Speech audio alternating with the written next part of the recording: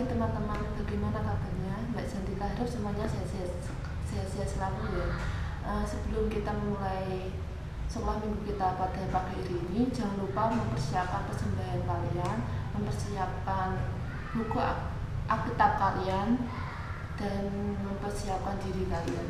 Sebelum kita memulai sekolah minggu kita pada pagi hari ini, mari kita berdoa.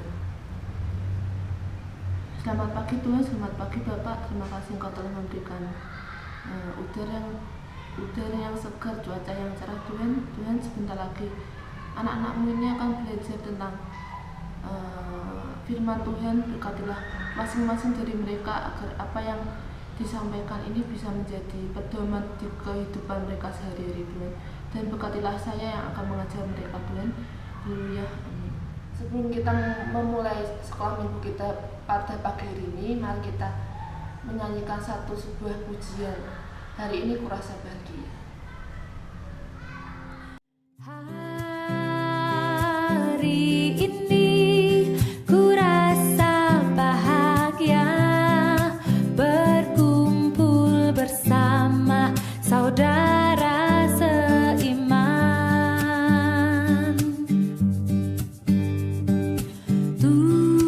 Tuhan Yesus telah satukan kita tanpa memandang di antara kita,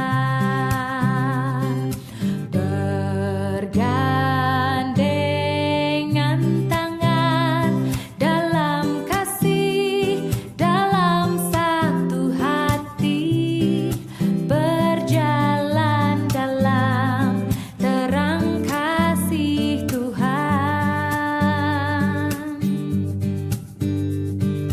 Kau sahabatku, kau saudaraku, tiada yang dapat memisahkan kita. Oh, kau sahabatku, kau saudaraku, tiada yang dapat memisahkan kita.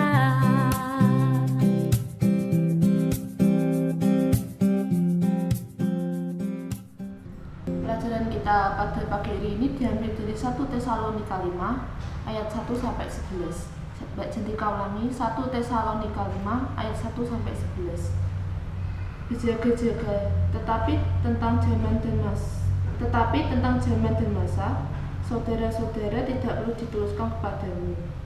Karena kamu sendiri tahu benar-benar bahwa hari Tuhan datang seperti pencuri pada malam. Apabila mereka mengatakan semuanya damai dan aman, maka tiba-tiba mereka ditimpa oleh kebinasaan. Seperti seorang perempuan yang hamil ditimpa oleh sakit bersalin. Mereka pasti tidak akan luput. Tetapi kamu, saudara-saudara, kamu tidak hidup di dalam kegelapan sehingga hari itu tiba-tiba mendatangi kamu seperti pencuri.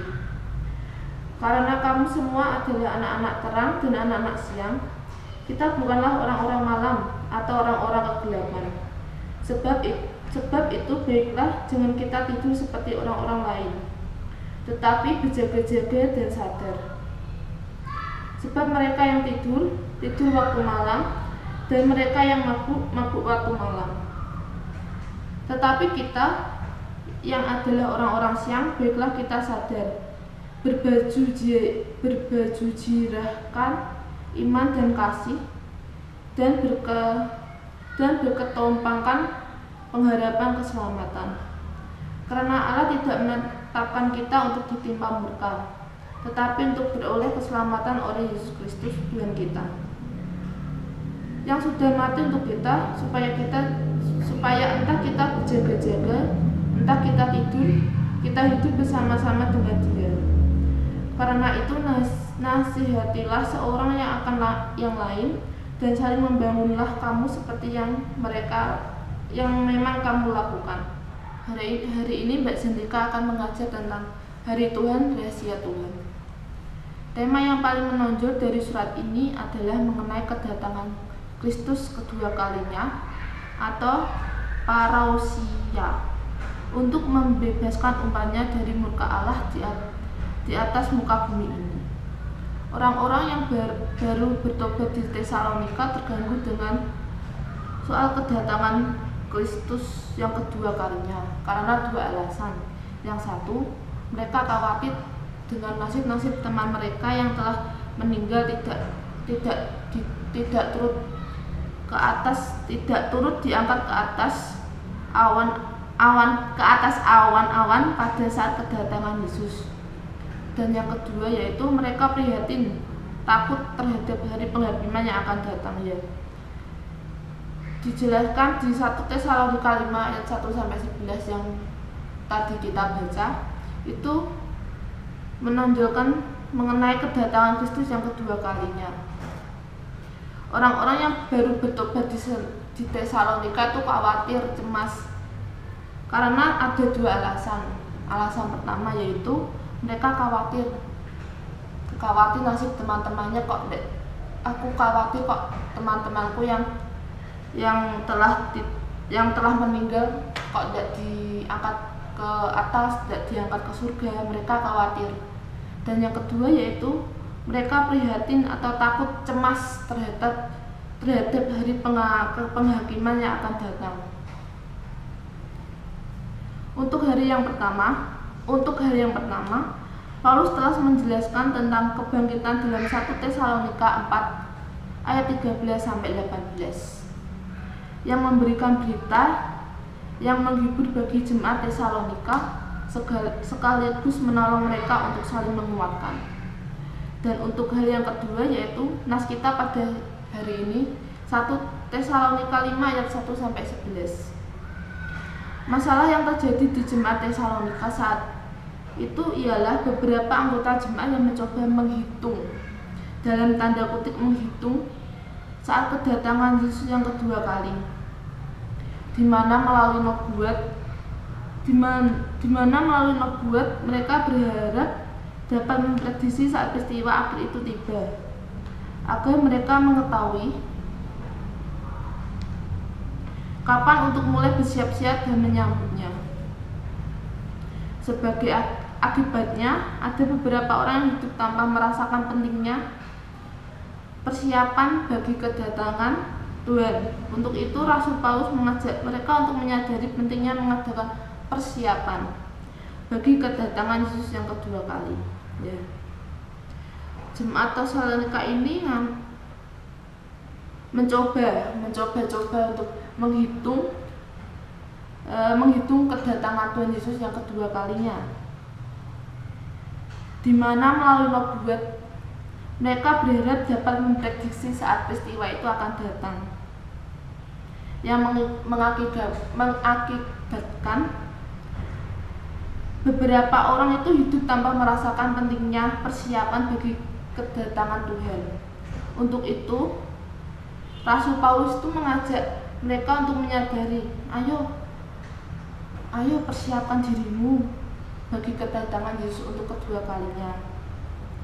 Terus keingintahuan jemaat tentang petunjuk mengenai waktu kedatangan Yesus kembali sangat besar, sehingga mereka membuat mereka bertanya-tanya. Bahkan ada jemaat yang tidak mau bekerja karena berpikir bahwa Kristus akan segera datang. Ya. Keinginan tahun jemaat Tesalonika itu sangat besar mengenai kapan sih datangnya Tuhan Yesus ke muka bumi untuk kedua kalinya, sehingga membuat mereka itu malas-malas bekerja, malas-malas untuk melakukan aktivitasnya. Paulus memperingatkan mereka mengenai pengetahuan pada zaman dan masa sebaiknya tidak perlu untuk ditulis. Mengapa? Karena zaman pada masa itu tidak dapat diperkirakan atau diprediksi atau dipelajari melalui pendekatan dari segi ilmu apapun. Ya, dengan Tuhan Yesus di Alkitab menggunakan perumpamaan tentang Tuhan Yesus itu datang sebagai seorang pencuri di malam hari. Tidak ada yang tahu dan tidak ada yang mau memprediksinya. Orang yang tidak mengenal Allah menyampaikan semua akan damai dan aman, sehingga tidak menyiapkan diri untuk menghadapi hari Tuhan itu. Sedangkan pada hari itu semua orang akan menerima penghakiman Allah.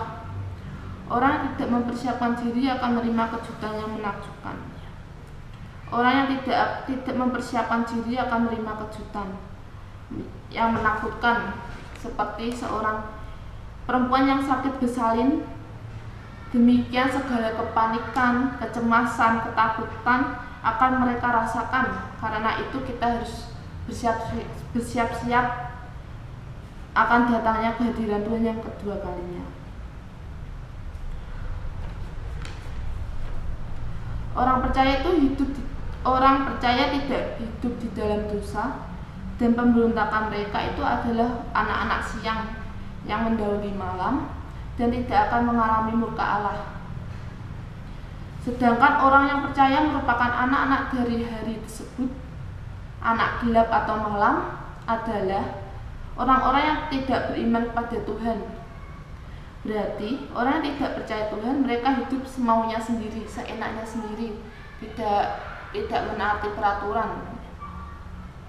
Anak-anak siang itu orang yang percaya dan tidak hidup dalam dosa dan dalam pemberontakan. Sedangkan anak-anak malam itu orang-orang yang tidak beriman kepada Tuhan, yang tidak percaya dan hidup dengan semaunya sendiri, seenaknya sendiri. Di sini Paulus tidak menasihati agar berjaga-jaga untuk hari Tuhan, tetapi sebaliknya untuk bersiap secara rohani supaya luput dari murka Tuhan. Kata sadar, kesiagaan, penguasaan diri, yaitu sadar cara rohani dan menguasai diri seperti hanya seorang yang tidak minum anggur yang mengandung alkohol. Sebuah rahasia besar dari Allah akan kedatangan Yesus ke dunia itu tidak ada seorang pun yang tahu, kecuali Bapa di surga. Tidak ada seorang pun yang bisa melamarkan atau menubuatkan akan kedatangannya yang kedua kali. Ya, Mbak Jantika ingatan, sebuah rahasia besar dari Allah akan kedatangan Tuhan Yesus yang kedua itu tidak ada seorang pun yang tahu, kecuali Bapa yang ada di surga. Tidak ada seorang pun juga yang bisa melamarkan atau menubuatkan akan kedatangan Allah yang kedua kalinya. Jikapun ada, itu adalah sebuah kebohongan yang besar yang ada di bumi. Sudah sangat jelas dikatakan oleh Alkitab bahwa tidak ada seorang pun yang tahu. Kedatangan Tuhan itu tidak ada yang tahu, tidak ada yang bisa memprediksi kapan Tuhan Yesus akan datang. Misalnya, hari Kamis tanggal ini, tahun ini dan bulan ini, tidak ada siapapun yang tahu. Jadi kita harus bersiap-siap, kita harus mempersiapkan diri dan kita harus berjaga-jaga. Ayat hafalan hari ini diambil dari 1 Tesalonika 5 ayat 2. Karena kamu sendiri tahu benar-benar bahwa hari Tuhan datang seperti pencuri pada malam hari. Mbak Jantika ulangi, 1 Tesalonika 5 ayat 2. Karena kamu sendiri tahu benar-benar bahwa hari Tuhan datang seperti pencuri pada malam hari. Tugasnya hari ini yaitu 1. Bagaimana pendapat orang Tesalonika mengenai berita-berita tentang kedatangan Tuhan Yesus yang kedua kalinya, yang biasa dikaitkan dengan kiamat. Dan yang kedua, tuliskanlah pemahamanmu tentang pelajaran hari ini. Dan ketiga, apakah kamu mau bersukacita dan menanti akan kebenaran dari rahasia besar kedatangan Yesus untuk kedua kalinya di bumi? Berikan contoh seperti apa bentuk sukacitamu.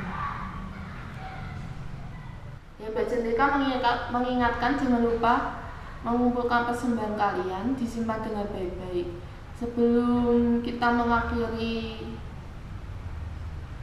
sekolah minggu kita pada pagi hari ini, mari kita menutupnya dengan dalam doa. Selamat pagi Tuhan, terima kasih Engkau telah membimbing anak-anak-Mu ini Tuhan dalam sekolah minggu hari ini Tuhan. Tuhan berkatilah anak-anak-Mu ini Tuhan, berkatilah orang tua mereka Tuhan, berkatilah kesehatan mereka Tuhan. Tuhan, sebentar lagi kami akan mengakhiri sekolah minggu pada pagi hari ini Tuhan. Kami menyerahkan kehidupan anak-anak-Mu ini di kedepannya Tuhan. Haleluya, amin. Selamat hari Minggu, Tuhan Yesus memberkati. Terima kasih.